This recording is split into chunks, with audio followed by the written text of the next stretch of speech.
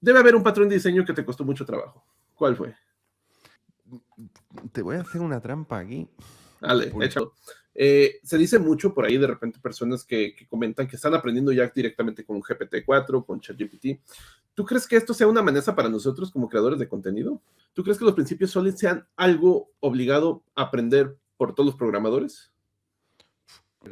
Es que esto ya estaba inventado antes, es que es más de lo mismo pero con otro nombre, es que no sé qué, no sé cuánto.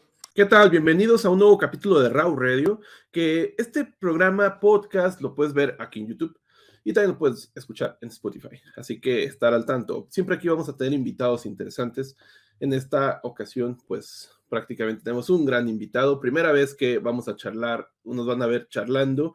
Vamos a charlar de temas muy, muy interesantes de programación, de cómo se crean cursos y de la vida. Así que, pues prácticamente va a ser interesante. Pueden dejar un pulgar arriba, eso ayuda bastante. Ya saben que aquí con los pulgares arriba los cambiamos por champú y el champú es bastante útil. Así que dejar su pulgar arriba, el botoncito de suscribir y todas las redes del invitado van a estar en el primer comentario. Así que, chavales, quiero darle la bienvenida a Javier Ferrer. Javier Ferrer, bienvenido sea usted. Buenas tardes, señor Héctor, ¿cómo estamos? Bien, bien, no, de hecho, muchas gracias que hayas aceptado la invitación, ¿eh? Un gustazo. Para mí también, señor. Sabes que nos seguimos desde hace tiempo en esto del Internet, del desarrollo, y para nosotros también. Un gustazo estar aquí. No, Cuéntame. y pues más que nada, saber que vamos a abordar muchos temas, así que se va a poner interesante. Y quiero comenzar, Javier. Obviamente, muchas personas te conocen, ya saben quién eres. Coli TV, Coli TV, Coli TV. Te está preguntando cómo se decía, me dijo, se dice de miles de formas. Yo creo que conocen a Javier por Coli TV, una plataforma de cursos que prácticamente aborda mucho más allá de lo que es cursos básicos, se va mucho más para allá. Ahorita vamos a hablar de eso. Pero ahorita quiero, a las personas que no te conocen, ¿qué hace Javier? ¿Qué te dedicas? Y en sí, puedes explicar lo que tú gustes sobre tu persona. Perfecto. Pues muy sencillo. A nivel de trabajo, a nivel de curro, pues Codely a saco. Es decir, estoy centrado a tiempo completo en Codely. Ahora mismo somos un equipo de 7 personas y, como decías, pues nos dedicamos a generar contenido tanto a nivel público, gratis, en YouTube y Twitch, como en la plataforma de cursos con suscripción. Entonces estoy centrado en eso y luego, más allá del trabajo, pues ahí pues, dedicar tiempo a mi gente, irme de conciertos, tocar el bajo en un grupillo de música así con colegas y un poco de deporte.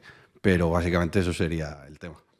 Y el punto ese que has tomado ahorita, vamos a hablar un poquito más de cada tema, pero a mí me interesa algo, y eso a veces, yo siempre he dicho cómo entré al mundo de la programación, vi Jurassic Park, vi la escena de que están cerrando puertas con el mouse y dije, yo quiero hacer eso. Y es como muchas personas saben que yo entré, pero yo quiero saber, Javier, cómo se interesa por el mundo de la programación, por qué te interesa, por qué te metes a esta trampa, por qué te metes a esta profesión, cómo comienza todo.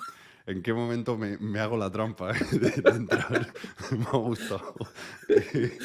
Pues yo en mi caso no es un caso de como mucha gente, ¿no? De, guau, yo nací y ya tenía un Amstrad no sé cuántos y tal y igual. Yo en mi caso no.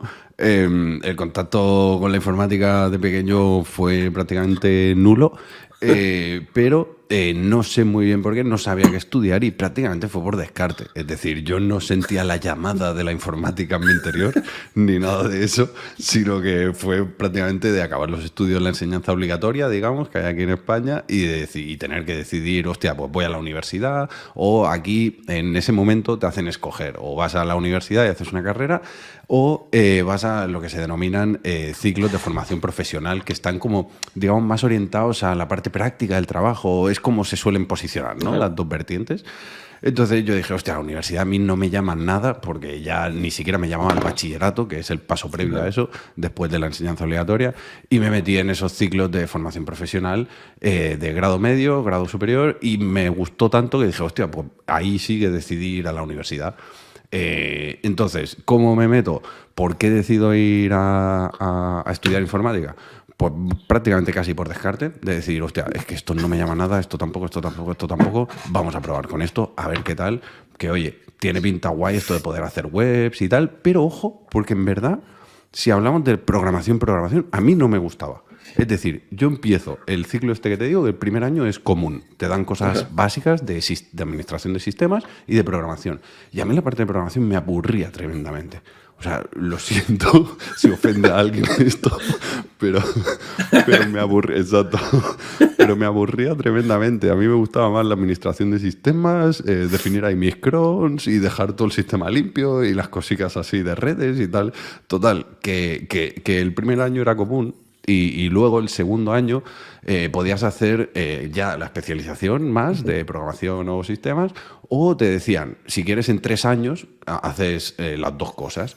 Entonces, como yo ya estaba trabajando a media jornada, lo compatibilizaba con trabajo y tal, dije, oye, yo tengo tiempo, yo voy tirando, pues venga, va. Primero hago el de programación, porque era donde iban las 3 personas o 4 que me caían de lujo del primer año y tal. Y luego ya haré yo el de sistemas por mi parte, que es lo que realmente me interesa, pero así mantengo el grupete. Total, que en esa especialización fue cuando me di cuenta de realmente todo lo que escondía el mundo de la programación y lo que me gustaba y lo que me llamaba. Y entonces, de ahí ya no hice lo de administración de sistemas, sino que tiré a la uni. Y de hecho, yo creo que es el punto, ¿no? A veces tenemos una visión errónea de lo que es programar. A veces pensamos que nomás es tirar código y pues no, o sea, hay toda una gran tareas detrás, desde por qué tirar ese código, por qué hacerlo de esa manera, por qué utilizar ese framework. O sea, todo este tipo de lecciones van más allá de lo que es solamente codificar.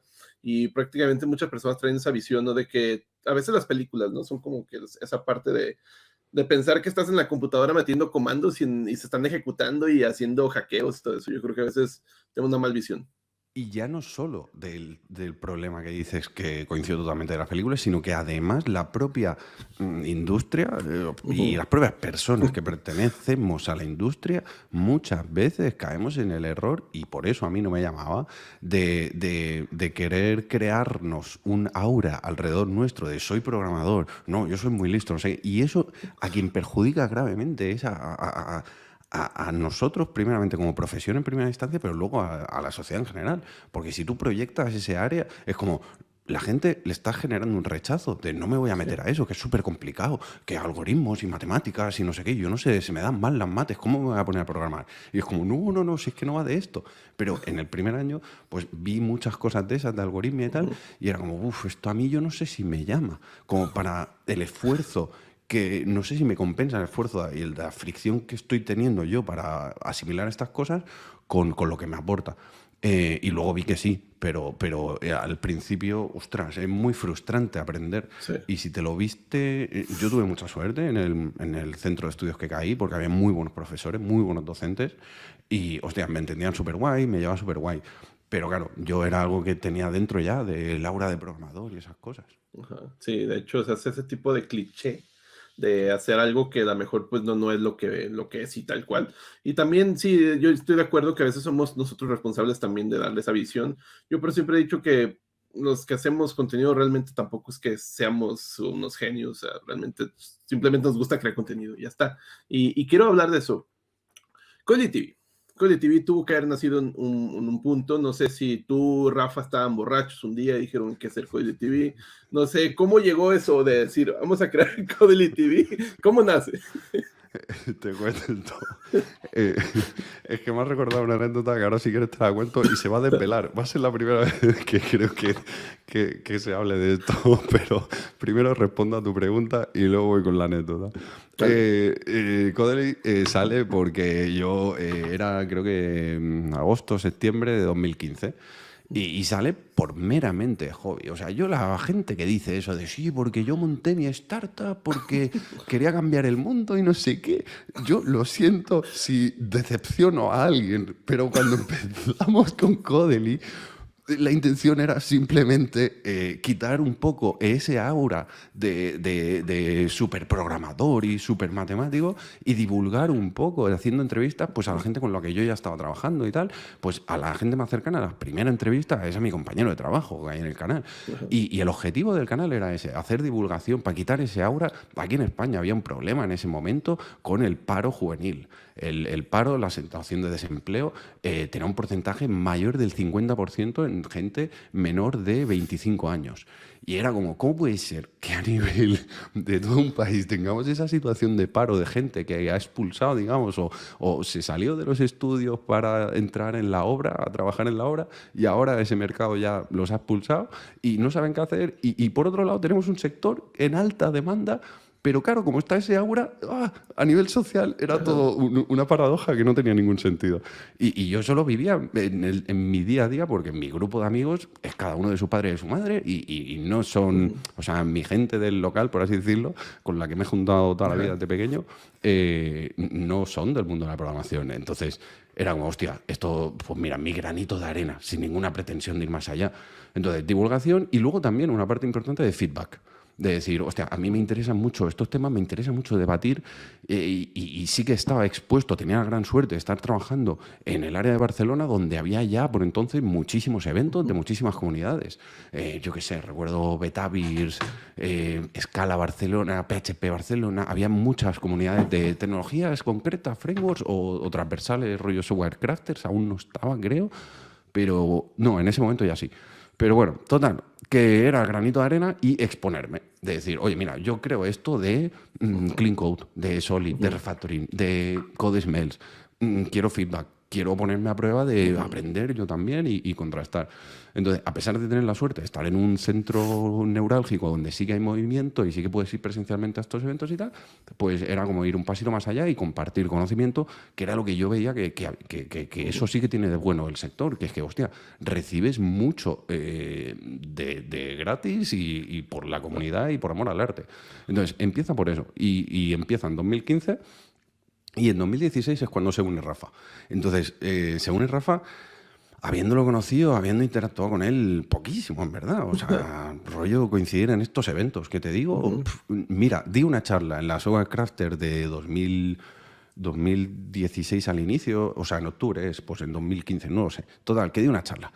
Y hablaba de todo lo que habíamos estado trabajando en la empresa donde trabajaba en ese momento, Ubinum, y había todo el equipo, pues habíamos hecho un proceso de transformación, el código legacy muy acoplado, muy patrones singleton, etcétera, y habíamos cambiado a arquitectura más clean architecture, más semejándose bastante hexagonal, con patrones de diseño traídos del mundo de Domain Driven Design, Roy Value Objects y tal, y era un cambio rupturista. Entonces, era, oye, ¿cómo hemos hecho este proceso? No tanto te voy a explicar la arquitectura hexagonal, sino, oye, ¿cómo lo estamos haciendo nosotros y cómo hemos hecho este proceso? Y acabé la charla y vino Rafa. Yo no lo conocía, solo había coincidido con él en un meetup de Clojure o algo así. Y total, que viene y me empieza a dar feedback y yo alucino. Porque ellos habían estado trabajando por su parte en la empresa en la que él estaba, en Acamon, y me empieza a hablar, hostia, pero los identificadores los estáis tratando así, podríais hacerlo así, y estos problemas, no sé qué, no sé cuánto. Y total, que coincidimos en un par o tres más de conferencias, eventos, y ya estábamos en una, y a la hora de comer le solté un direct message de Twitter y le digo, oye, ¿cómo lo tienes luego para hacer una entrevista? Y me responde, hostia, yo bien, pero no sé qué te quieres que te cuente. Y digo, no, si quiero que, o sea, te propongo de que tú hagas la entrevista a otra persona. Ah, vale, perfecto. Y ese es Rafa. O sea, eso simboliza muy bien la actitud ante el día a día de Rafa, que es abierto a todo y venga, va, a sumar. Entonces dije, es que este es un puto crack, o sea, más allá de lo técnico.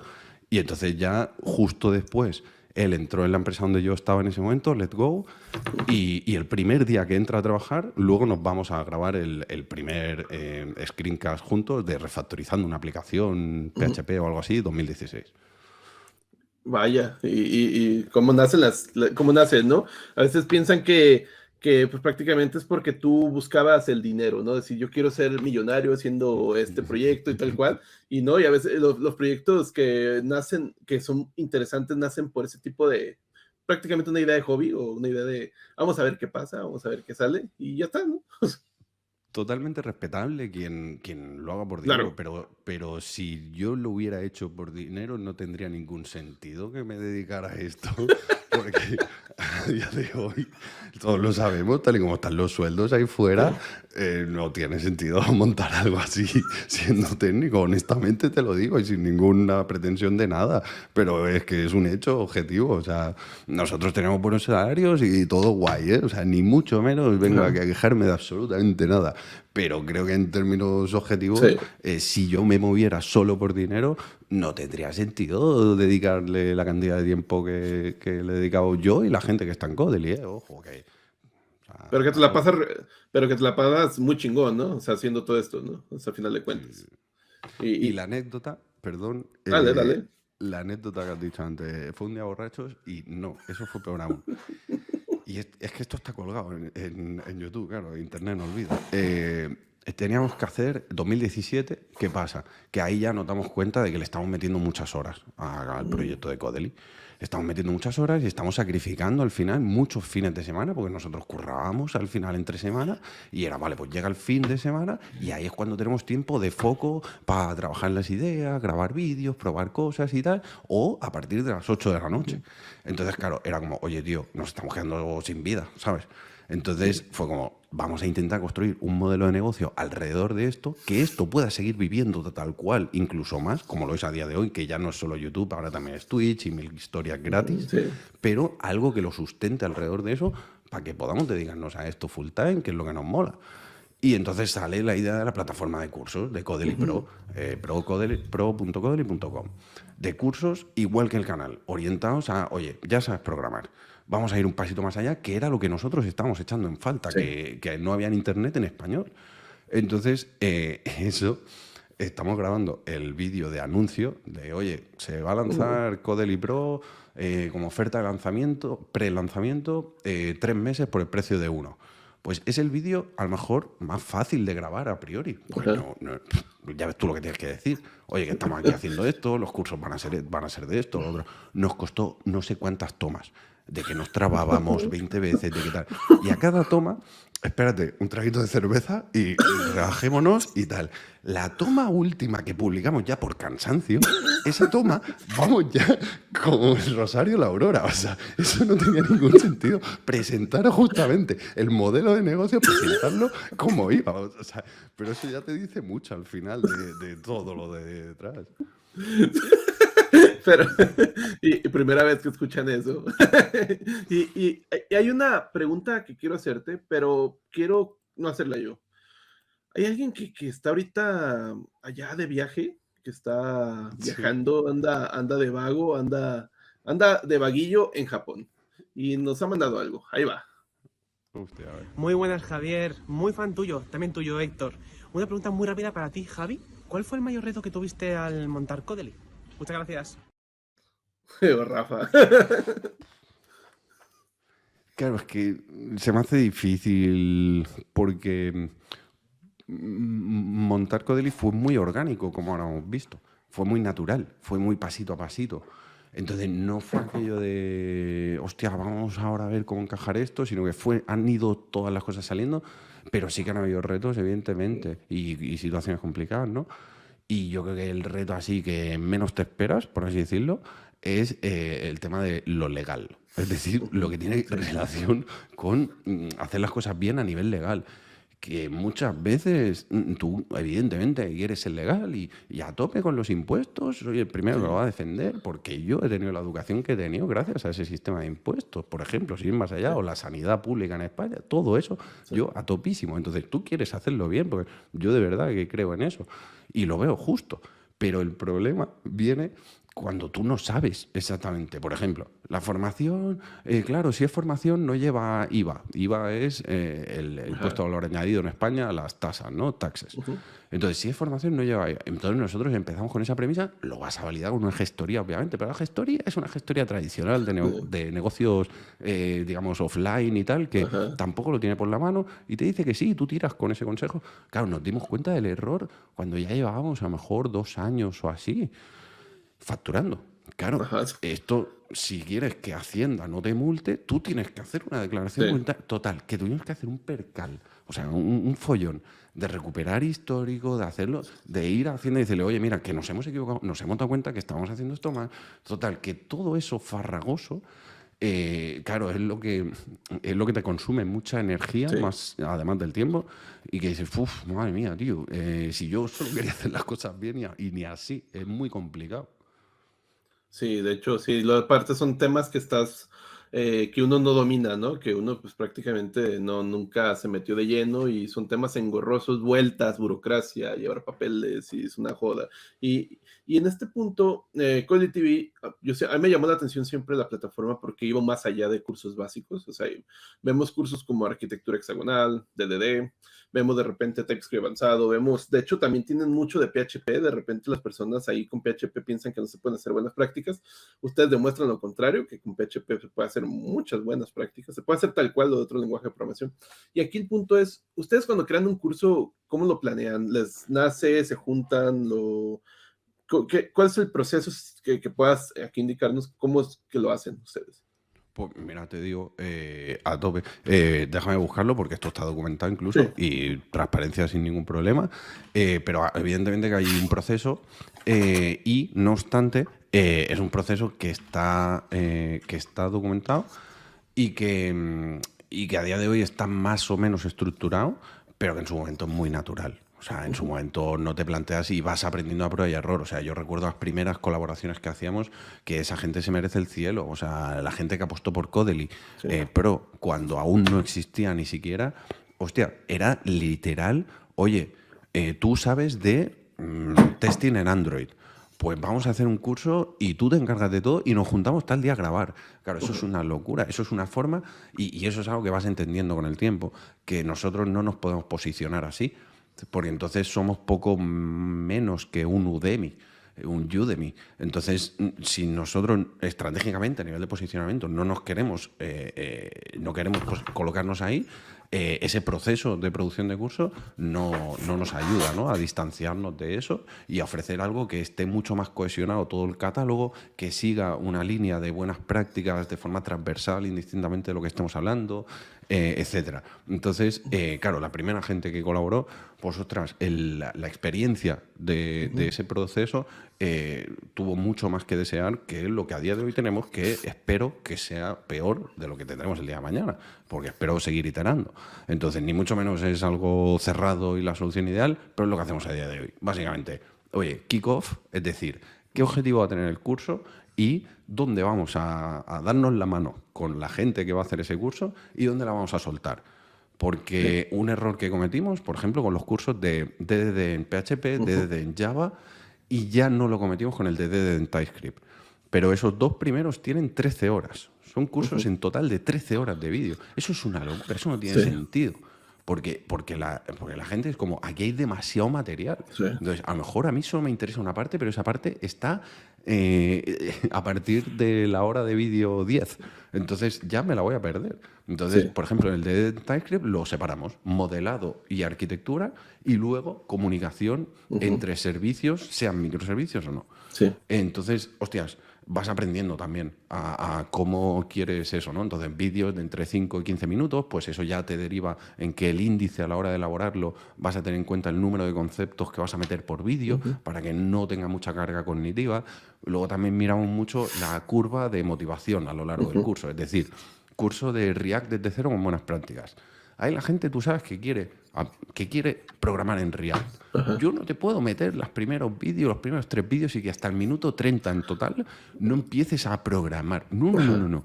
Es va. O sea, lo mínimo indispensable para yo poder empezar a hacer las cosas a medida que tú también las haces. Entonces, pues venga, creamos la aplicación, creamos un template de Create React App en su momento, que era lo que recomendaba la guía oficial, que esto ha cambiado este fin de semana. Ahora recomiendan directamente con Next o con Create Bit App, pero bueno, al caso. Que eso. Entonces, el propio proceso, y esto es algo que tenía mucho miedo en un inicio, ¿no? Porque es como, hostia, a mí se me van a acabar las ideas, a mí se me van a acabar las cosas que contar, a mí se me van a acabar las experiencias. Entonces, ¿qué pasa? Que cuando llevamos ya desde 2015 con esto, ves que no. ¿Por qué? Porque el propio proceso, de forma sistémica, ya te está garantizando que eso no pase. Y también tú, de forma voluntaria, evitas ciertas tendencias, como podría ser la de dedicarme a generar contenido y ya no hago nada más, pues entonces no genero aprendizaje.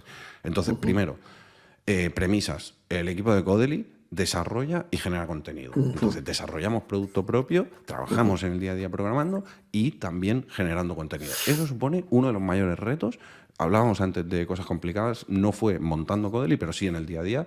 que tiene que ver la gestión del equipo para combinar esas dos líneas de trabajo que son radicalmente distintas. Sí. Una puede ir con Kanban, otra no. Una puede tener fechas límite de entrega, otra no. Entonces, hostia, ¿cómo combinas eso? Tantas cosas en la cabeza. Son 7 personas ya, hostia. Sí. Entonces, hay retazo brutal donde yo no lo había vivido antes a la hora de gestionar eso. Entonces, vale, decimos, gente focalizada en temas de contenido, gente focalizada en temas de desarrollo, vamos rotando, etcétera. Entonces, eso ya te da el hecho de seguir en contacto en tu día a día con las nuevas cosas que van saliendo. Codely.com está en Next, y Percel, y Supabase, y vamos aprendiendo cositas.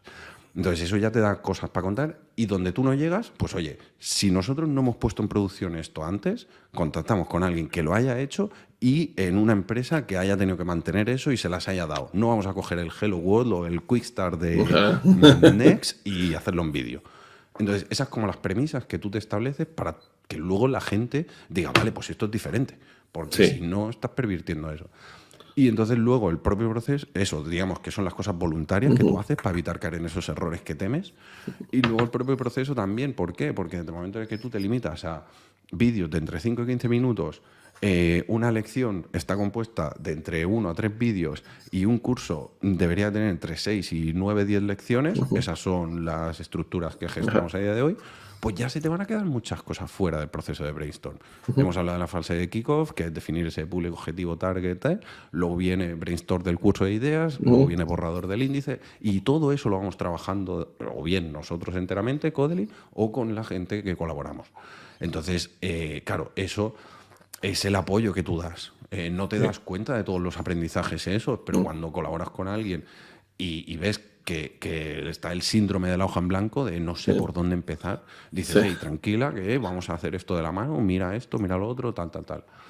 Entonces, en ese proceso, por ejemplo, el curso de TypeScript avanzado, más allá de ENI, ese iba a ser un curso de TypeScript avanzado. Claro, empezamos el brainstorm, que si tipos de transformación, que si utility types, que si todo. Y era como, no podemos meter esto en un curso, porque nos queda un curso de 80 horas, que es de lo que huimos. Sí. Entonces, de ahí ya pues aparcas ideas, luego repriorizas en función de cómo funciona ese primer curso, de ese primer segmento, del feedback que te da la gente, los usuarios, de hostia, pues esto mola, esto no, tal. Y luego ya profundizas y te va llevando un poco la propia audiencia, ¿no?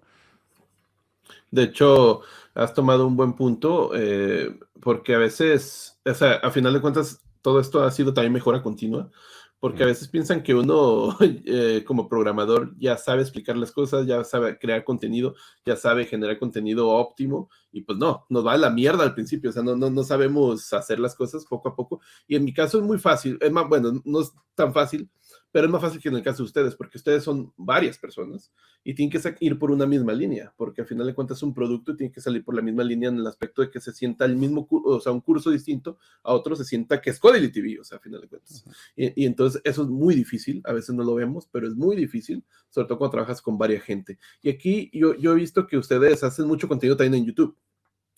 Son más activos que yo, mucho más activos que yo, y tienen videos casi diarios, o sea, veo que tienen, o sea, bastantes videos a la semana, y son videos largos. Y aquí el punto es, obviamente ustedes utilizan YouTube como una estrategia, a final de cuentas, como todos, o la mayoría, o muchas personas, pero ustedes, en el punto tú, Javier, debes tener un punto de vista sobre YouTube.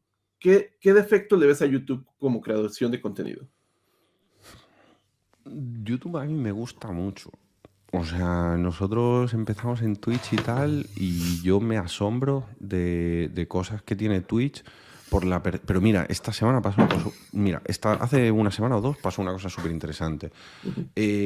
Cuando empezamos en Twitch, yo Sí. me asombro porque nosotros llevamos en YouTube tela de tiempo y empezamos en Twitch un poco incluso tarde, en el sentido de que ya había mucha gente, ¿no?, por allí, y nosotros empezamos en Twitch, yo que sé, hace 2 o 3 años. Y me asombra la tolerancia por parte de la audiencia cuando estás consumiendo un directo en Twitch a divagar, quedarte callado, explorar, tener unos tiempos que son mucho más lentos en un directo en Twitch de lo que la gente podría esperar en un directo o en un contenido en YouTube, ¿no? Sí. Entonces, no creo que eso sea pienso, para responder a la pregunta, estoy pensando en voz alta, pienso en diferencias con otras plataformas, otros servicios. Y las diferencias que veo son principalmente o esencialmente tienen que ver con eso y no lo veo algo malo de YouTube. Es decir, a mí ya me gusta tener varios canales de comunicación. Y que la gente pueda esperar que si hacemos un directo en YouTube va a estar más o menos preparado. Importantísimo, hay mucha improvisación. Nosotros no preparamos las cosas con guión palabra por palabra, ni mucho menos. Entonces hay mucha improvisación. Pero más o menos se sabe de que va a haber un tema central y vamos a hacer esto y todo. Y eso también lo hemos intentado trasladar a Twitch. A Twitch yo creo que le metemos mucho más ritmo ahora que al inicio, cuando empezábamos, que era aún más, oye, voy a mirar monitores porque me lo quiero cambiar y no tengo ni idea. En YouTube, ¿qué harías ese mismo vídeo? Pues hacer el research previo y luego hacer el vídeo en YouTube. De hecho, este research. Entonces, ahora le metemos más ritmo a Twitch, pero sí que mucho más improvisado. Por ejemplo, estamos los viernes a las 9 horas Z, hacemos el café con Codely, que una semana, y luego otra semana, ahora estamos haciendo una serie de desarrolla tu propio web portfolio con Next.js versus Gatsby. Y ahí lo que hacemos es aprovechar el potencial que entiendo que tenemos como Codely de ser varias personas. Y está Nuria haciendo la misma web, el mismo web portfolio con Next.js y Vercel. Mentira, con Gatsby y Netlify, y Isma paralelamente lo está haciendo en su PC con Next.js y Vercel. Y yo estoy coordinando eso, de meto una feature request, los dos lo empiezan a desarrollar y voy pinchando a uno, pinchando a otro. Eso le mete mucho ritmo. Eso sería prácticamente YouTube y estamos viendo a ver qué tal funciona eso en Twitch. Entonces, no sé, pienso en diferentes... Me estoy yendo, perdón, de la pregunta. No te preocupes, no te preocupes. Pienso en cosas así, diferencias que cuando subes un vídeo a YouTube tienes que pensártelo más porque el thumbnail, porque la metainformación, porque... Y en Twitch le doy al botón y empiezo a streamear. Pero eso también me gusta. El hecho de tener que hacer un thumbnail, el hecho de descubrir por thumbnails y tal. Hostia, entonces, sí veo diferencias, pero no me atrevería a decir que son cosas malas. O sea, me gusta que hayan distintas plataformas y tal. Y la comunidad que tenemos en Codely, creo que tenemos mucha suerte porque es súper sana. Entonces, el feedback que te llega, puedes ver, por ejemplo, los vídeos de presentación de Ronnie, de que ha sido la última persona en entrar al equipo de Codely, los comentarios en el chat o luego en el vídeo bajo demanda, los comentarios que quedan luego, son súper guays, positivos, de oye, ánimo, no sé qué, tal cual. Eso mola mucho. Entonces, y lo que ha pasado curioso es que yo me tiré un fin de semana, y eso es algo que solo he hecho una vez, de trabajar en fin de semana tantas horas, pero se daban unas circunstancias que lo propiciaron y está aplicado en directo, hablando de arquitectura en MVPs, con no-code, en HN y tal. Hice un directo como de 9 horas en Twitch. Y teníamos el material y es algo que es para nosotros, para el sistema de reparto de ingresos de Codely. O sea, es desarrollando algo que usamos nosotros. Sí. Entonces, cogemos eso y ahora Isma y Ronnie están trabajando en continuar eso. Entonces, ahora ellos están haciendo directos los jueves a la 1, hora Z, en Twitch. ¿Y qué pasa? Que dijimos, hostia, vamos a resubir esto a YouTube para que la gente lo vea en YouTube, se pueda enganchar en el punto en el que está el desarrollo y luego saltar ahí. Pero es que teníamos 10 horas entre un día y otro de vídeo. Y claro, subir esto en crudo a YouTube no sabemos cómo lo va a recibir la gente, porque lo que decimos de los ritmos. Y total, que lo subimos a YouTube por probar, porque seguimos haciendo mucho eso, de probemos a ver, y está funcionando de lujo también. Sí. Entonces, yo no sé hasta qué punto es una percepción de que antes, cuando empezó Twitch, ya no solo en Twitch, sino que a nivel general había poco costumbre de consumir contenido tan desestructurado, tan... Bueno, voy avanzando y tú ves mi proceso. Queríamos subir eso a YouTube por eso que han dicho antes, de oye, que nosotros no somos magos, que también tenemos nuestras cagadas y nuestros procesos de desarrollo, y lo queríamos subir para visibilizar eso también, y la gente lo ha aceptado súper guay. Así que a día de hoy creo que no hay tanta diferencia, a lo mejor, en la cultura entre Twitch y YouTube a la hora de consumir. No, sí. ¿Tú qué opinas? Yo, de hecho, a mí se me ha hecho muy pesado estar en Twitch, por el hecho de que tienes que estar muchas horas, ¿no? Al final de cuentas, yo también no me dedico realmente al 100% a crear contenido, entonces sí, no tengo ese tiempo. Si me crea, yo creo que si las personas que se dedican 100% a crear contenido, si Twitch le va re bien, es una buenísima opción. A mí lo que me pega es que son muchas horas, ¿no? O sea, tienes que estar varias horas, 3, 4 horas, entonces sí, a mí no tengo ese lujo. Yo a veces hacía media hora. Nosotros no estamos 3-4 horas. ¿Por qué dices que hay que estar 3-4 horas? Porque yo, las personas que veo que, por ejemplo, los que están ahorita en el top, Por ejemplo, estamos hablando de Midu, Bryce, Sí, se la pasan 3, 4 horas sí, en Twitch sí. y yo digo, no, es muchísimo. Y a ustedes yo los he visto que a veces están haciendo el café con Codeli y es a veces curioso porque me he metido a veces y son las 3 de la mañana acá en México, 2 de la mañana acá en México, y tienen gente, o sea, a final de cuentas, o sea, obviamente hay gente de España, pero también tienen gente de Latinoamérica, o sea, Sí. y los desvelados ahí están viendo eso. Pero sí, o sea, el punto de Twitch que yo sentía que era como un poco pesado era eso, tener que estar mucho tiempo. Pero a mí sí me pega, a mejor 1 o 2 horas. ¿Ustedes cuántos duran ahorita en Twitch, más o menos? Una hora el café, 1 hora lo del web portfolio Ujú. y lo otro es más random. O sea, a lo mejor nos apetece enchufarnos y hacer no sé qué cosa y ahí ya es Ujú. más aleatorio de, pues mira, voy a estar tanto rato o tanto otro. Ah, pero sí, pero pues a final de cuentas, sí, para una persona, o sea, imagina, o sea, si son 3 horas, o sea, sí, Ujú. no tengo ese Sí, lujo de dármelo, a menos que estuviera tomando cerveza, ¿no? Y en Twitch pero eso sí, te permite ser más casual, ¿eh? O sea, te permite cagarla, te permite no traer material, te puedes hacerlo ahí directamente, te permite, en el caso de muchos, estar haciendo un producto y en vivo, y ese contenido, al final de cuentas, también te sirve a ti, porque pues, es un producto. Entonces, sí, se me hace esa línea y hay muchas personas que están tomándolo ahorita. Ustedes dicen que llegaron tarde, pero yo creo que llegaron en el momento. O sea, yo creo que a final de cuentas ahorita todavía no siento que haya explotado en la parte de educación o en la parte de tecnología Twitch. O sea, siento que ya Ujú, están yéndose, pero siento que todavía no llega al punto de decir, es el boom. O sea, siento ujú, yo, puedo ujú. equivocarme. Entonces creo que no han llegado tarde, no han llegado en el buen momento y pues ahí me tocará echarme un café alguna vez que lo vea de nuevo en la madrugada de acá. Y lo que quería continuar es un poquito de programación. Sí. Vemos que en Code TV ustedes tienen contenido pues, avanzado y he visto que pues, hay de repente un debate con los principios Solid, ¿no? Principios Solid de si siempre hay, en todos los principios, en todas las sugerencias, en todos los temas, siempre va a haber un pro y un contra. O sea, siempre va a haber personas que estén de acuerdo, otras personas que no estén de acuerdo. En tu perspectiva, en tu opinión, ¿tú crees que los principios Solid sean algo obligado a aprender por todos los programadores? Obligado, obligado, no me voy a atrever a decir en ningún caso, porque cada uno aprende lo que le Sí. interesa, pero creo que sí que aporta mucho. A mí, en mi caso, me ha aportado muchísimo. A mí o sea, hay varios puntos de inflexión en mi proceso de aprendizaje hasta el día de hoy. Y uno, sin duda, es en concreto la inversión de dependencias. Sí.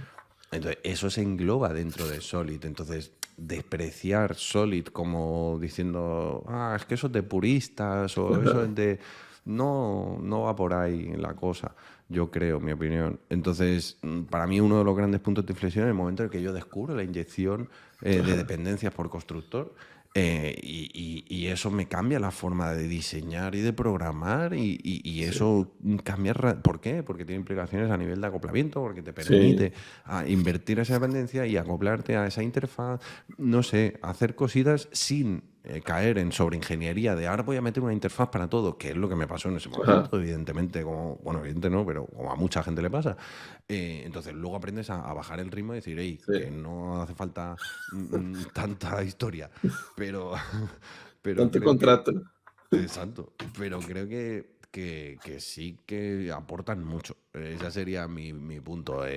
Y, por ejemplo, y hay cosas que a mí me costaron entender muchísimo. Y hay, por ejemplo, incluso vídeos de YouTube donde yo hablo del Interface Segregation Principle, que el primer vídeo que publico de eso justamente me sirve a mí para darme cuenta, Ujú. gracias al feedback, de que yo estaba equivocado en la interpretación que hacía de ese principio de segregación de interfaces.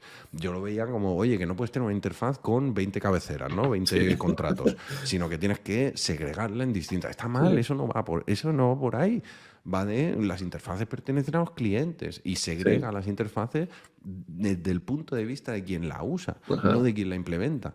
Y todo eso yo he aprendido mucho gracias a compartir contenido, muchísimo.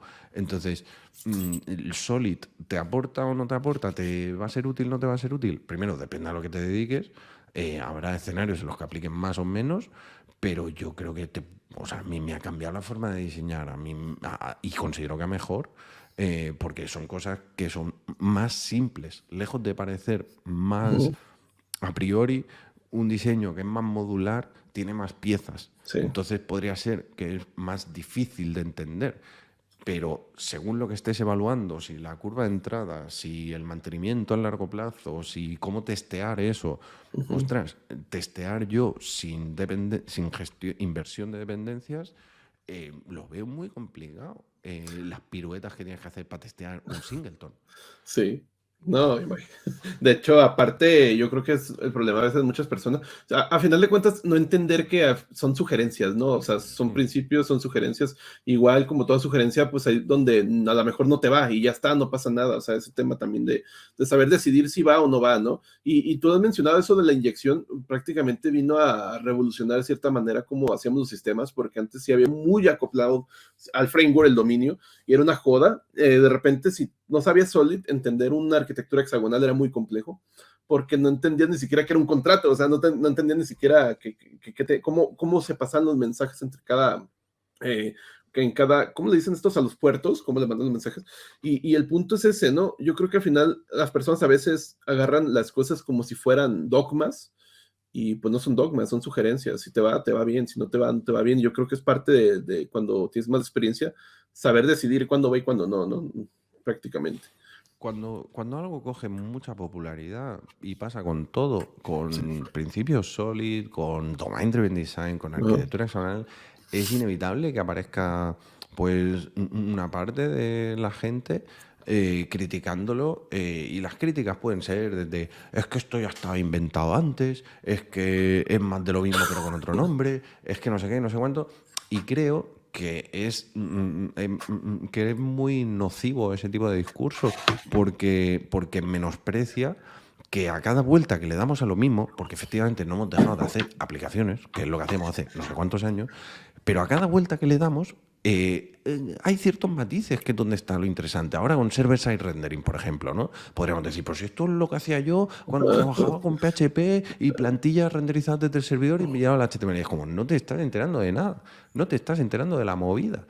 Que ahora los frontales son mucho más ricos y que generar eso en el servidor usando server-side components es la leche. Entonces, es como, hostia, esto es lo de antes. Bueno, sí, conceptualmente podría incluso decirte que tienes razón, pero hay unos matices ahí que son los relevantes. Y con Domain Driven Design y con Solid es como, ya estamos con lo mismo de que esto es inversión de dependencias, esto no es Solid. Y es como, bueno, Solid es un paraguas, Solid es una banderita que nos ayuda a decir, vale, pues, oye, esto sigue estos criterios, pues estamos agrupando ahí información igual que Domain Driven Design. Normalmente, cuando hablamos de Domain Driven Design, solemos hablar de la parte táctica, no de la estratégica. Sí. La táctica de los patrones de diseño, porque es lo fácil, es lo que ves en el código. Entonces, claro, cuando este código sigue Domain Driven Design, la crítica, es que eso no tiene sentido, porque es que Domain Driven Design va mucho más allá del código, y no sé qué, no sé cuánto. Es como, bueno, es una licencia del lenguaje, ya nos entendemos. Entonces, yo creo que esas banderitas están bien. ¿Por qué?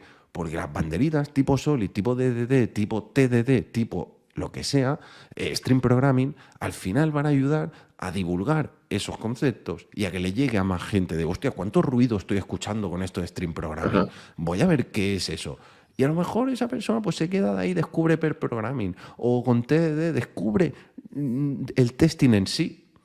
Y le llega a través de la banderita del TDD. Entonces, yo estoy muy a favor de las banderitas porque van a ayudar a que más gente pues, se pueda interesar por esas prácticas, que por tanto nos va a ayudar a todos en el sector.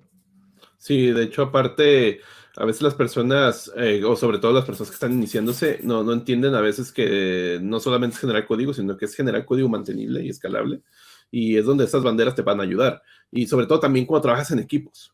Porque a veces estás muy acostumbrado a tomar un curso, tomas el curso tú solo, estás viendo el curso de Cody TV o un curso de la mierda de Héctor de León, y el punto es de que estás ahí viendo el curso tú solo. O sea, no te enseñas a trabajar en un equipo. Piensas que todo el equipo va a entender tu forma de trabajar, tu forma de codificar, y que puedes hacer los trabajos muy bien, pero cuando estás en un equipo de trabajo, el no llevar una arquitectura, el no llevar convenciones, el no llevar este tipo de prácticas, puede hacer que el software se vea en una parte azul, en otra verde, en otra rojo, y o sea, de que le pegaron muchas manos y de repente llega otra persona y le mete un naranja y el software se vea con todo un espagueti porque cada quien mete su forma de trabajar. Y con una arquitectura te vas a orientar a tener un marco de trabajo. O sea, al final de cuentas, si se va la persona o entra otra persona, pues va a estar ese marco de trabajo siempre y no va a haber mucha diferencia. Y a veces las personas no entienden eso porque van empezando. Y aquí hay un tema, patrones de diseño. Obviamente hay patrones de diseño muchísimos. Yo no conozco todos, no conozco una persona que conozca todos, son muchísimos y van saliendo. Ya dejamos muy atrás los 23 que iniciaron. Debe haber un patrón de diseño que te costó mucho trabajo. ¿Cuál fue? Te voy a hacer una trampa aquí. Dale, échamela. Creo que lo que me costó fue darme cuenta de que ese patrón de diseño era un tiro en el pie. Es decir, al final los patrones de diseño, pues tú los ves, cuál es la estructura de clases que tienes que definir para seguirlo o lo que sea, y bueno, pues lo implementas. Puede ser más rebuscado o menos, pero oye, pues ya está. Pues esto es un singleton, esto es un decorator, esto es un template method. Y ahí es donde voy. El key de la cuestión está en, vale, esto es un template method, puede ser más o menos complejo, más o menos piezas, pero me costó muchísimo darme cuenta de que template method considero que debería estar reservado su uso a casos muy, muy, muy, muy, muy excepcionales. Porque a mí creo que perjudica más la legibilidad y comprensión del código que no ayudar. Y eso pasa con muchos patrones en según qué contextos aplicados. Yo, pues eso, al principio, pues contra más patrones implementes, en Codely, en el curso de principios Solid, tenemos una curva, o sea, una gráfica que es como eje horizontal, el tiempo que llevas programando, eje vertical, nivel de flipadismo, que le decimos así informalmente. Entonces, la curva es, a mayor tiempo va subiendo tu nivel de flipadismo y en ese punto es como, pues contra más patrones de diseño le meta a mi código, a mi aplicación, mejor. Y luego te das cuenta que no, y vas bajando. Entonces, pasa con todas las disciplinas eso. O sea, cualquier cosa. La música, por ejemplo, ¿no? Hostia, no, voy a hacer una composición súper rebuscada, no sé qué, no sé cuánto, y luego te das cuenta que menos es más y toda esta teoría. Entonces, pasa exactamente igual. Y en el caso del template method, ¿por qué creo que es nocivo? Pues justamente, y aquí hago referencia a otra banderita, usando la terminología que hablábamos antes, de 4 reglas de diseño simple, 4 rules of simple design, que una de ellas es simplicidad y revelar la intención. Entonces, en términos de revelar la intención que tiene el código, a mí el template method creo que no me ayuda, igual que decorator. Son patrones de diseño que según para qué usos pueden estar de lujo, no digo que no, a tope con eso, pero creo que una de las cosas inherentes que tienen es que esconden detalles relevantes y que tú para seguir el flujo de comprender lo que va a estar pasando ahí, pues tienes que saltar de una implementación a una clase hija, luego volver a la padre, luego y creo que eso no ayuda. Entonces creo que hay formas de diseñar ese tipo de escenarios que pueden ser no mejores, pero creo que sí más fáciles de comprender y de seguir. Más legibles, ¿no? Sí. Al final de cuentas. Y tú, que obviamente arquitecturas de software hay muchas, pero una que tú recomiendas a las personas que están escuchando esto y a lo mejor es la primera vez que escuchan sobre patrones de diseño, arquitectura de software, una que tú recomiendas para estas personas que pueda aportarles o pueda apoyarles o puedan no abrumarlos, una que tú le recomiendas a estas personas que están comenzando, que puedan darle un vistazo a una arquitectura de software. Yo te diría, si estás en ese punto, o sea, yo me metí muy a saco en su momento de entender todo de Domain Driven Design, arquitectura hexagonal y a saco. Entonces, lo fácil para mí sería decirte ahora, oye, pues arquitectura hexagonal. O como mínimo, pues cualquier clean architecture.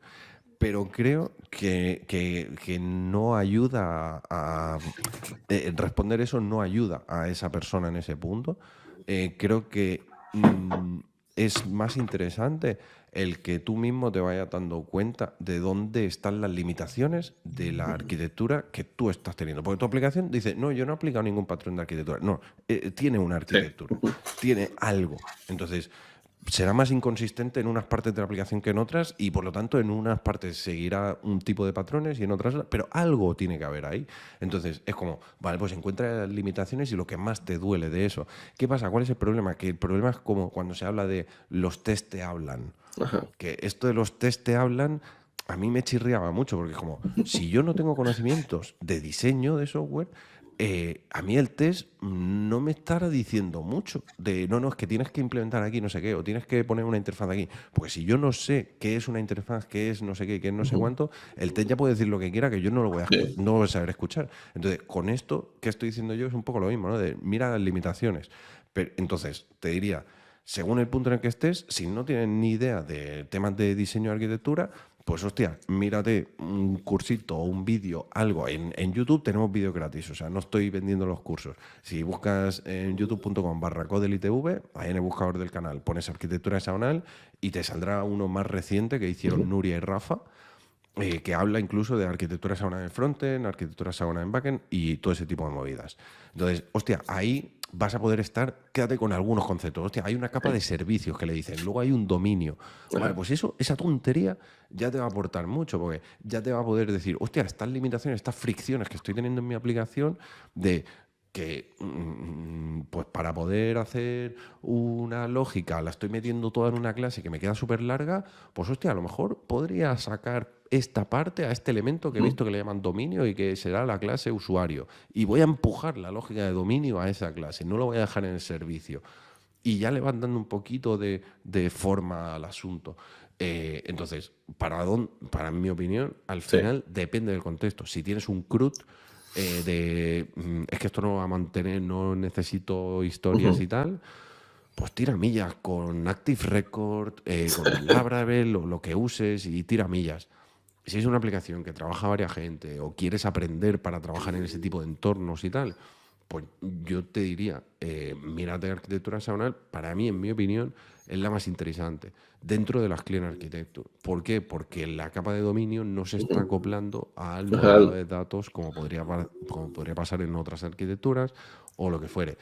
Y habrá quien diga, hostia, pero es que eso, Javi... Bueno, es igual, podríamos entrar en mil historias. Dime. Y has tomado un punto muy interesante, porque me recuerdo muchas personas también que a veces querían meter arquitecturas, como dices, en un CRUD, a lo mejor que no va a tener mantenimiento, se va a usar unas 2 o 3 veces, lo va a usar nada más un usuario. Hay situaciones donde a lo mejor va a ser scripts, ¿no? O sea, va a ser un script para hacer una tarea y bajan un framework, ¿no? Bajan todo un framework para hacer un script que puedes aventarte en un archivo de PHP lineal sin tanta bronca, ¿no? Entonces es el tema de la sobreingeniería, ¿no? La sobreingeniería también es un tema que a veces queremos comernos el mundo cuando empezamos y de repente vemos que estamos metiendo cosas de más, interfaces de más, abstracciones de más. Y ese tema también muchas personas, yo creo que siempre, no sé si lo has visto tú así, siempre llegan a un punto donde están aprendiendo y metiendo todo el tipo de temas que están aprendiendo, patrones de diseño, arquitectura, lo están forzando. No sé si te pasó a ti también, o sea, el punto de que estabas forzando a fuerza a meter todo eso y te das cuenta y dices, no, por ahí tampoco va. Sí. Y no es algo conceptual, sino que es algo que ves muy visible si ves código mío de hace años. Por ejemplo, meter interfaces en las capas de servicio. Hostia, ¿por qué te vas a desacoplar de tu propio caso de uso? No, porque si el día de mañana, en vez de ser un caso de uso síncrono, es asíncrono, así con la interfaz, pues es como, ey, frena. Estás metiendo un nivel de indirección, que es esa interfaz, para luego ir a morir al application service o servicio de aplicación o caso de uso, perdón. Entonces es como, ¿qué te está aportando realmente esto? Y es un problema también porque creo que a veces elegimos mal los argumentos con los que planteamos los beneficios de ciertas encapsulaciones o niveles de abstracción. Por ejemplo, un repositorio para acceso a datos, ¿no? El repositorio para acceso a datos es como, no llames directamente a MySQL User Repository, mete una interfaz de User Repository y tal. ¿Por qué? Porque si el día de mañana cambia la base de datos, no sé qué. Y es como, no vayas por ahí.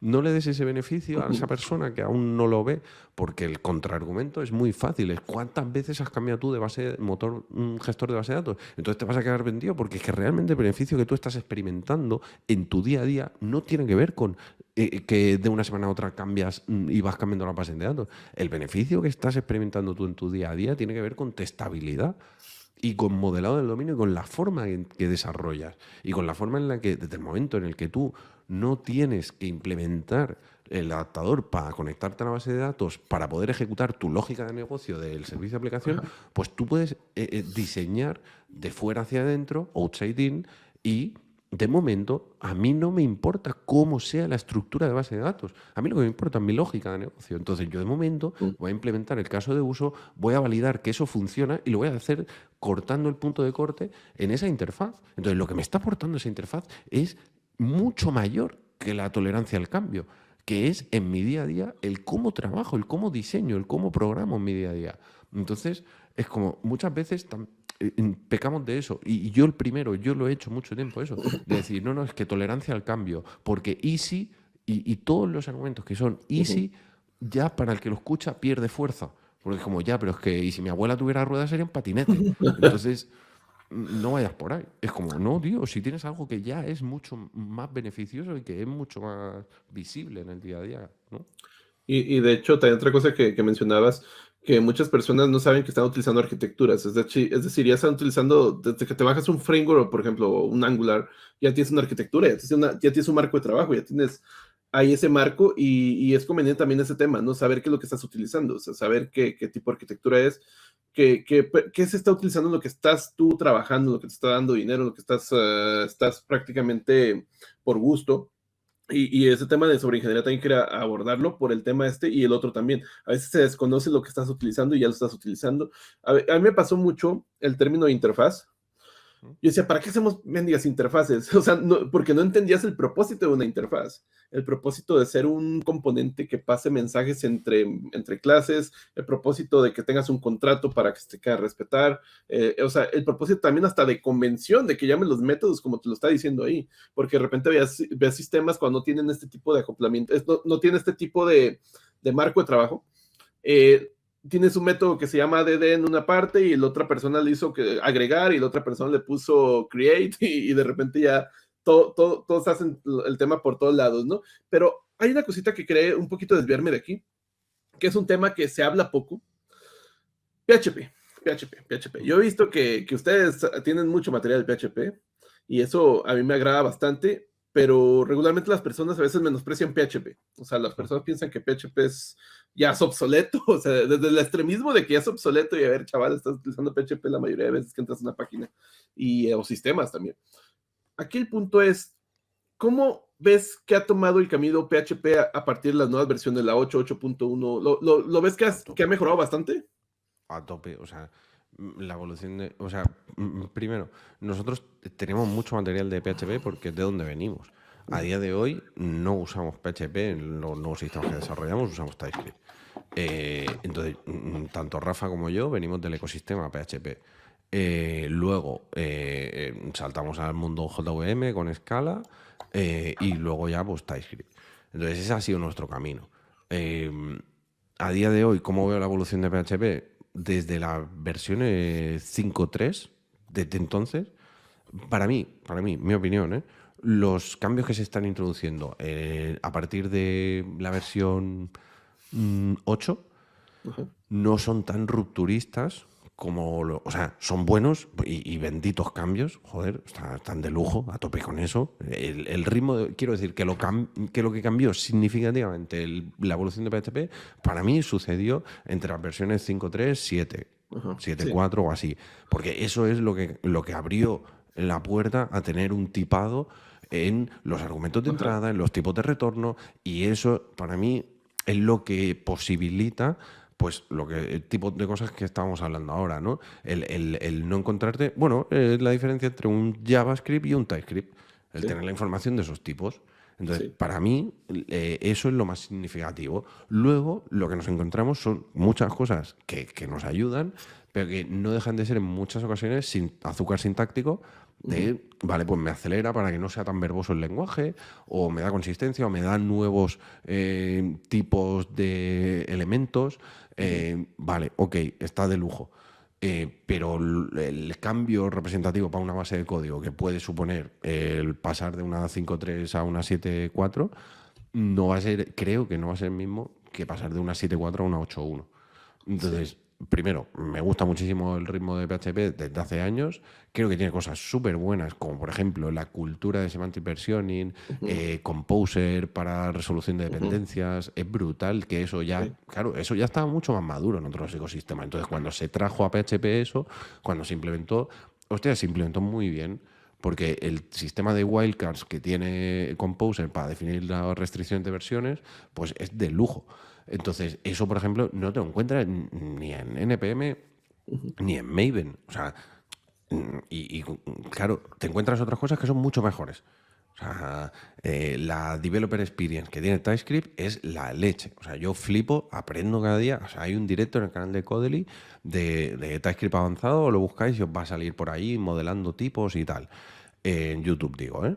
Y en ese vídeo, o sea, lo que hacemos es, te lo pasaré luego para que lo puedas Sí, enlazar si claro. quieres, pero es un tipo, y esto es algo también que tenemos muy asentado en Codely, que cuando hacemos contenido, no solo intentamos contribuir a la comunidad con ese contenido, sino también con librerías en NPM, proyectos de ejemplo en GitHub, todo open source, todo gratis. Entonces, una de las cosas que hicimos fue un paquete de NPM que tiene el tipo genérico primitives.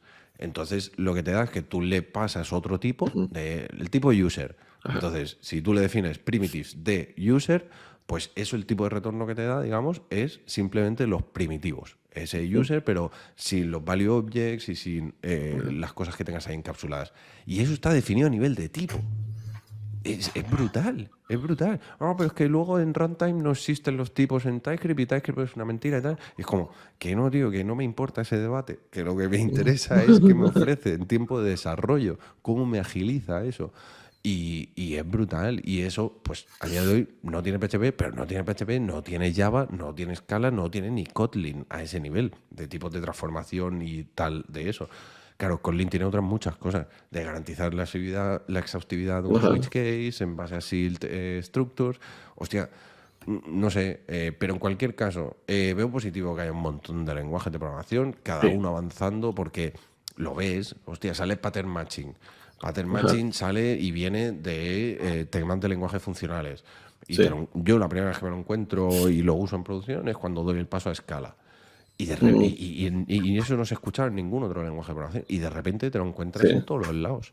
Y es como, bendito PHP 8 no sé cuántos, que incluyó pattern matching, Sí. bendito Java. El otro día hicimos el directo con Antón de novedades en Java 20. Y una de las novedades es la revisión 4 de la implementación de pattern matching, ahora soportando nuevas expresiones condicionales y tal.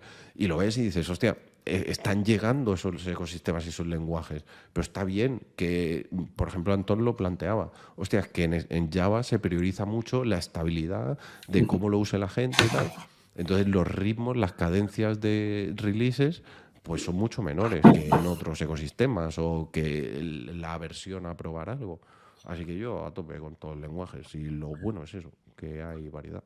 Me causa curiosidad porque algo de los temas también que hablamos con Midu, Miguel Ángel, él me hablaba sobre eso, los pattern matching que también iban a ser abordados ya en JavaScript. O sea, ese tema, los pattern matching, los que no sepan de qué va, prácticamente es un tema que viene a darte una forma de seleccionar condiciones de una manera muy interesante, de una manera muy abstracta, de una manera que es como un switch con esteroides, o sea, y puedes también trabajar con listas directamente en esa misma condicionantes, o sea, está muy, muy, muy, muy, muy potente y sí viene de programación funcional. Y lo que aquí también me llamaba la atención era que trabajaste con Scala. ¿Y cómo te fue con Scala? ¿Te gustó mucho ese lenguaje?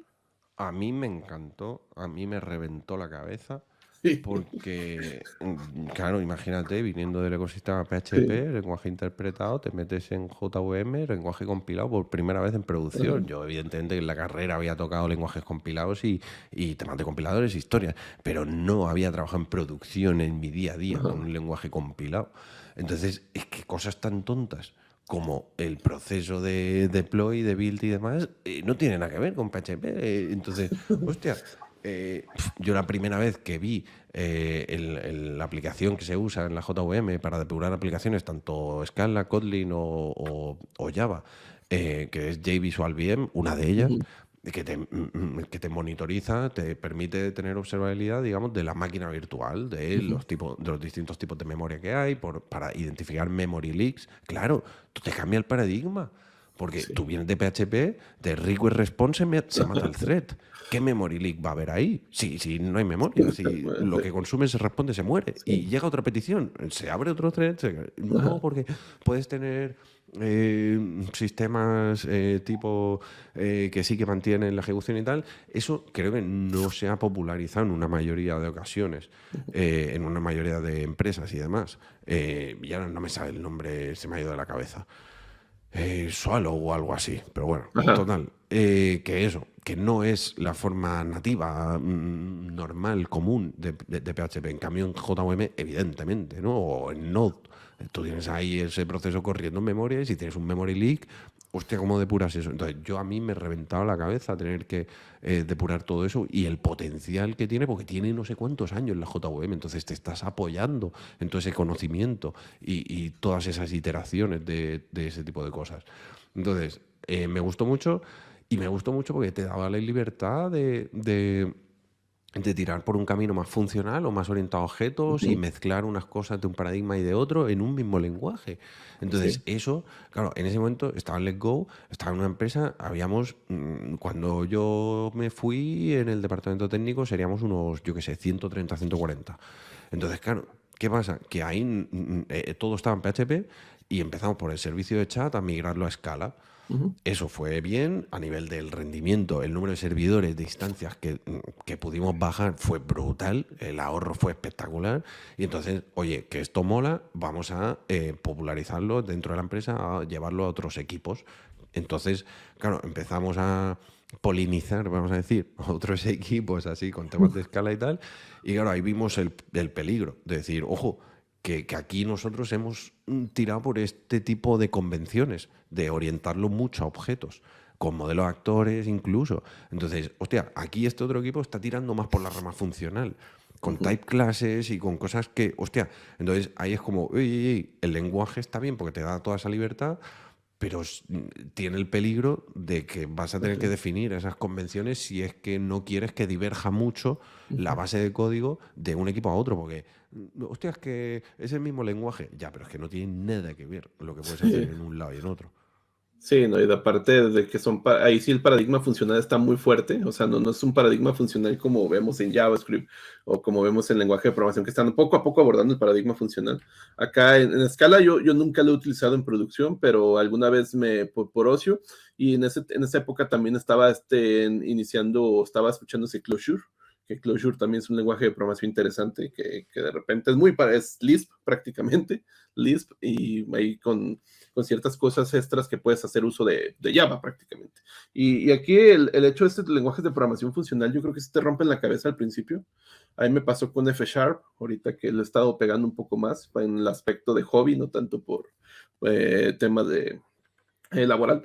Pero aquí el punto es, tú has manejado muchos lenguajes de programación, vemos que TypeScript, que vemos que PHP, que vemos que JavaScript, bueno, vemos que Scala, se me fue la palabra, hay un lenguaje que tienes que tener por preferencia. No digo que el que te sea más útil, no digo el que sea el lenguaje de programación sino que el que tú digas, con este lenguaje de programación me siento muy, muy cómodo y más que los demás. Debes tener uno, todos tenemos uno. El mío es HTML, no es cierto. No, debes tener uno, por lo menos.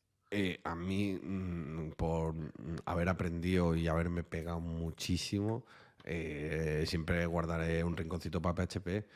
A día de hoy, mi favorito es TypeScript, pero si me dices, oye, quédate con uno por una cuestión psicológica, creo, más que más que objetiva o cualquier otra cosa, creo que ese rinconcito se lo merece PHP, a pesar de que hoy apuesto por TypeScript. Entonces, si diferencio la respuesta o entiendo la pregunta así, Sí. te diría eso. Sí, es que siempre tenemos un lenguaje de programación que a pesar de que digamos, es que este me sirve más, pero este me gusta más. Ese es el punto, ¿no? A veces una cosa es lo que ahorita estás utilizando y dices, oh, me siento cómodo, y otra es como esa nostalgia, ¿no? Y aquí se me hizo curioso, utilizas TypeScript. ¿Nunca utilizaste C Sharp en tu vida profesional? No, ¿Nunca has lo he utilizado visto C y Sharp? tal, pero no lo he usado profesionalmente, no, qué va. Se te haría muy Nunca. parecido a TypeScript ahorita. No Vale. igual, pero muy parecido. Nada más que TypeScript, con el tema de los tipos, es un universo el TypeScript con los tipos, ¿no? Todo el tipo de cosas que trae para conjugar, para hacer intersecciones de tipos. O sea, eso ni C Sharp lo tiene. O sea, Es que, o sea, yo me acuerdo del momento de jugar con el SDK de Notion. ajá, E instalo la librería del SDK oficial y digo, hostia, antes de mirar la documentación voy a trastear yo aquí cómo tienen esto el código montado. Y me empiezo a trastear y ya solo con los tipos, por cómo estaba modelado, y hablo en pasado porque luego lo cambiaron y jodieron todo el SDK, eso que tenía buenísimo. Claro, o sea, es que eran union types de, vale, pues oye, la consulta para buscar páginas de Notion, aquí es el filtrado. Y el filtrado es de tipo filtro simple, intersección con filtro ajá, compuesto. Filtro compuesto, ¿qué es? Y vas entrando y ya está. O sea, lo ves y en tiempo de desarrollo no puedes cagarlo. O sea, el sí, tipo no es string, el tipo es text search. ajá, Entonces, es un literal. Entonces, sí, hostia, el potencial de definir tipos así, hostia, tío, eso a nivel de descuberabilidad, vamos a decir, y me invento la palabra, pero para que nos podamos entender, eso es brutal de ir navegando por el código y no me hace falta ir a la documentación de la API porque es que a lo mejor está desactualizado o lo que sea, lo estoy viendo en los tipos y a sí. un coste bajísimo de tiempo de comprensión. Entonces, ese potencial de TypeScript me parece la leche. Sí, de hecho, ahí sí hace uso de su type que tiene en la palabra, ¿no? El type. Y aquí debes tener un framework favorito también. Un framework de todos los que has utilizado. A día de hoy, por nostalgia te diría Symfony, a día de hoy para empezar una aplicación te digo Next, Next. con mucha diferencia. O sea, han revolucionado el estado del arte esa gente en Bercel y en cuestión de nada, tío. O sea, ha sido Ujú. espectacular lo de Bercel a nivel del golpe en la mesa que han dado en la industria. Es decir, hey, que se puede seguir reinventando la rueda y Sí, avanzando. Y, hostia, ha evolucionado muchísimo el ecosistema gracias a esa gente. Entonces, mis mayores respetos a Bercel. La experiencia de usuario, hostias, es la leche, tío. Nosotros estamos en Bercel. Ostras, que haces una PR, te monta un entorno con un entorno de preview, con una URL accesible de a nivel de commit. De, oye, este commit tiene esta URL. Y te ujú, monta otro entorno a nivel de preview de toda la pull request o merge request. Entonces, tú le quieres pasar eso para revisar a alguien y le pasas la URL de la rama ajá, y si la actualizas ya lo tiene. Para montar eso, en las empresas había equipos de sistemas que trabajaban que no sé qué. Ahora con Kubernetes es más ajá, fácil y puedes hacer no sé qué, pero que me lo da con 2 clics. Me lo da con 2 clics a un coste bajísimo para la estructura y el tipo de empresa que nosotros somos, que sí, somos 7 personas. Para otra estructura, otro tipo de empresa, le sale más en cuenta que el equipo de sistema monte todo ese tinglado. Pero que en 2 clics yo tenga eso, no tiene sentido que antes nos pegábamos de hostias para montar una pipeline de despliegue. sí. Y es el punto, ¿no? También cómo se ha cambiado a partir de los años la forma como se crea, se despliega, se prueba software. O sea, ha sido una evolución bastante grande. Y ahorita con el tema de la inteligencia artificial que está llegando, que lo estamos viendo que ya está sonando por todos lados del año pasado, se dice mucho por ahí de repente personas que comentan que están aprendiendo ya directamente con GPT-4, con ChatGPT. ¿Tú crees que esto sea una amenaza para nosotros como creadores de contenido? No. O sea, no, y me río porque, o sea, lejos de ser una amenaza, yo soy de la opinión, y esto lo opina Sí, mucha gente, claro. ¿no? Que es como una herramienta brutal, brutal, Sí, brutal, para procesos creativos, sobre todo, ¿no? sí. Entonces, a tope con eso. O sea, al final creo que depende también muchas veces del carisma de cada uno, ¿no? Hostia, yo Sí, sé que hay gente que conmigo puede no conectar. Y contigo sí, y con el otro también, y con el otro también. Entonces, creo que hay un factor, a la hora de procesos de aprendizaje y comunicar, creo que hay un factor humano importante. En cuanto hablamos ya incluso de que hay una comunidad alrededor de un proyecto, como lo puede ser Codely, ujú, eh, yo soy consciente de eso, de decir, hostia, hay gente que conecta más con un Isma, con una Nuria, con una María, con un Rafa, que conmigo. Y eso está bien, esa es la sí, gracia del asunto. Entonces, cuando a veces dice, no, hostia, es que la inteligencia artificial nos va a reemplazar y tal, primero, en cierto modo, mm, bendito sea. Es decir, si hay cosas que sí, me puedo ahorrar tener que hacer, sí. de, yo qué sé, de research o de cosas así, ya me lo da eso la respuesta, perfecto. Pero creo que en términos de procesos de aprendizaje y demás, hostia, hay un factor humano también interesante. Entonces, yo para nosotros no, y no lo desprecio, ¿eh? O sea, sigo Sí. el tinglado y estoy atento ahí y a tope con eso. Pero vaya, que nos queda para rato. Sí, claro, no, de hecho, al final de cuentas, y aparte las personas no todas aprenden igual, o sea, hay personas que son muy autodidactas, hay personas que sí necesitan, hasta el hecho de, se sienten hasta a gusto viendo a una persona, se sienten cómodos y se sienten como guiados, ¿no? De cierta manera. Entonces, sí, hay personas que les gusta leer y aprender leyendo, hay otras personas que les gusta prácticamente irse directamente a la documentación y picarle y cagarla y bajarse GitHub, bajarse clones de GitHub y está cagándolo, moviéndolo y aprenden también de esa manera, viendo código. Entonces, cada persona aprende de una manera distinta. Y es que yo he escuchado mucho de que ya es que ya se acaban las plataformas en línea por GPT-4. No, es que el aprendizaje va mucho más allá. No solamente decir, lo que yo pienso que sí puede reducirse es mucho las búsquedas directamente en Google. Eso se puede reducir, pero prácticamente es algo que te va a ayudar. También a nosotros, de hecho, a mí me ayuda también para crear contenido. O sea, a final de cuentas es una herramienta que nos va a ayudar a todos. Y amenaza, pues nada. Amenaza, pues nada. Y bienvenida sea, o sea, si, no sé, o sea, yo lo veo guay a tope con eso y cambiará la forma en la que tengamos que trabajar o lo que sea, pero porque podremos trabajar de mejores Así es. formas. No es porque ya no será lo mismo y entonces todo mal y no sé qué. No, no, es lo contrario, o sea, es wow, es flipante, o sea, a mí me emociona poder estar viviendo esto. O sea, yo me siento un privilegiado de decir, hostia, la época en la que me ha tocado Sí. nacer y vivir, de repente sale, los ordenadores se popularizan y cada uno podemos tener uno en nuestra casa, de repente hay internet, de repente inteligencia artificial lo revienta. Hostia, a mí me emociona poder vivir eso, entonces ya me adaptaré, perfecto, a tope. No, y aparte siempre ha sido así, ¿no? O sea, no en ese punto, pero siempre ha sido cambiante. O sea, hemos visto esa transformación en el aprendizaje también. Lo hemos visto. Hace 20 años, pues era. ¿Quién tenía internet? O sea, era muy difícil que alguien accediera a internet. Comienza a tener las personas internet, pueden aprender desde internet. Ahora viene la inteligencia artificial, otro nuevo mecanismo, pueden aprender ciertas cosas, pero al final tú sigues utilizando las anteriores. Así, hay gente que sigue utilizando libros, hay gente que sigue yendo a clases en presencia. O sea, ahí están las formas de aprender. O sea, no creo que es una amenaza. Y hay una cosita que poco se habla y siempre me gusta hablarla con los invitados. El ¿Cómo manejas el estrés, Javier? Tú obviamente tienes muchas cosas y todos también piensan que uno lo ven aquí, lo ves en pantalla muy feliz y todo, pero somos humanos y también nos estresamos, nos ponemos ansiosos, nos preocupamos, nos enojamos, nos empedamos. Entonces, ¿tú cómo manejas el estrés?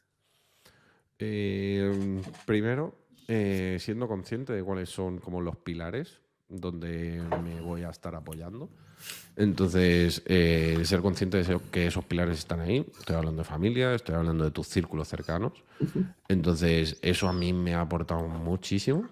En momentos en los que ha estado más delicada la situación de salud mental y tal, no me ha importado para nada recurrir a terapia o psicólogo. ujú, Y es algo que a día de hoy, por ejemplo, mantengo más espaciado en el tiempo pero a pesar de que esté guay con cómo están yendo todas las vertientes de mi vida, por así decirlo, creo que es un recurso súper interesante que a mí al menos me ayuda sobremanera. O sea, el exponerme, el abrirme ante una persona que me analice con esa visión y demás y me haga una devolución de cómo yo veo las cosas y tal, me tranquiliza mucho. Entonces, creo que eso tiene que ver con gestión del estrés también.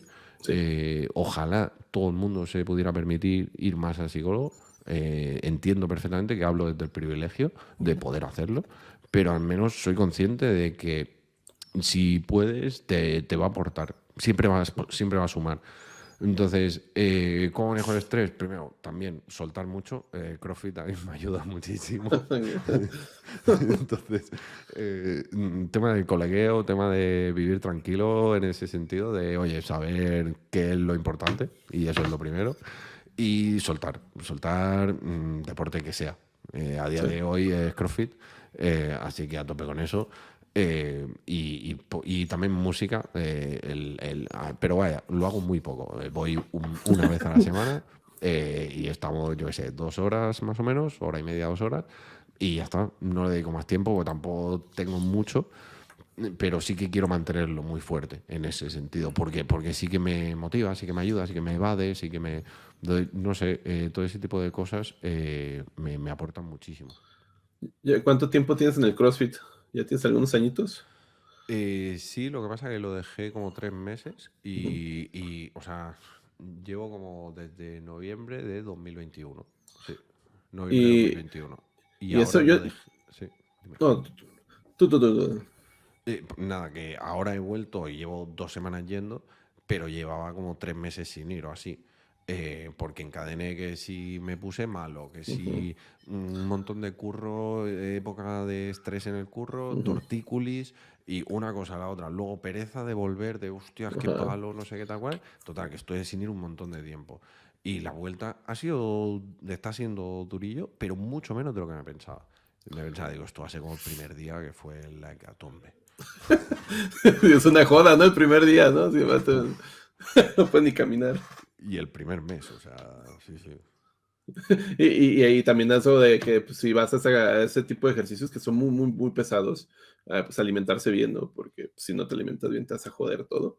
Y hay una cosa, la primera vez que yo hablé con Javier, no lo saben muchos, pero obviamente offline, me mencionaba que le gusta comer cerveza y debes tener una comida favorita. O sea, ¿cuál es tu comida favorita?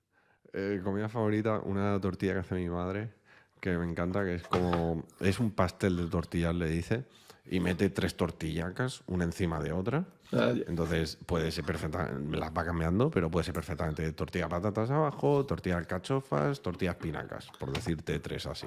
Entonces esa le mete luego encima bechamel así, queso, lo mete en el horno, lo gratina y eso está espectacular.